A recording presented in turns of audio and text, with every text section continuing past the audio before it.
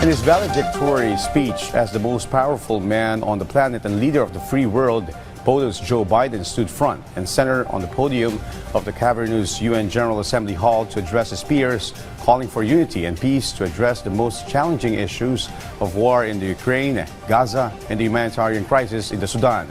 VOA's White House correspondent Anita Powell was there, and she filed her support. Hope, unity, and service. President Joe Biden's parting message to world leaders in his final speech at the United Nations General Assembly on Tuesday. The U.S. leader covered a lot of ground in his valedictory address before world leaders. As expected, he urged the world to work together to end conflicts in Gaza, Ukraine, and Sudan. And he touted his administration's work in health and climate mitigation. But it was this line, about his decision not to seek re-election, that garnered the most applause from the audience, which included leaders from the body's 193 member states. My fellow leaders, let us never forget, some things are more important than staying in power. It's your people. But his call for a peace deal to end spreading conflict in the Middle East shows how deeply divided this international body is. Even if the situation has escalated, a diplomatic solution is still possible.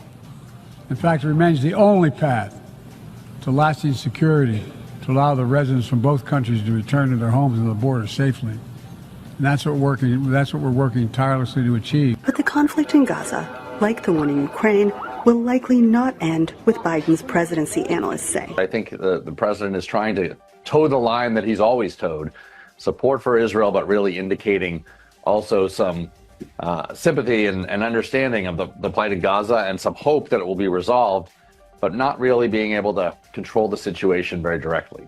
Washington's strong support of Israel has tested its standing at the UN, where many members are critical of Israel's action both in Gaza and now in Lebanon. On Tuesday, the head of the international body warned of what he called politically indefensible and morally intolerable impunity. Nothing can justify the abhorrent acts of terror committed by Hamas on October 7th or the taking of hostages, both of which I have repeatedly condemned. And nothing can justify the collective punishment of the Palestinian people. This annual event is a chance for the world's governments to discuss shared challenges and shared visions. The big question now, from Gaza to Ukraine to Sudan, what are they going to do about it? Anita Powell, VOA News, New York.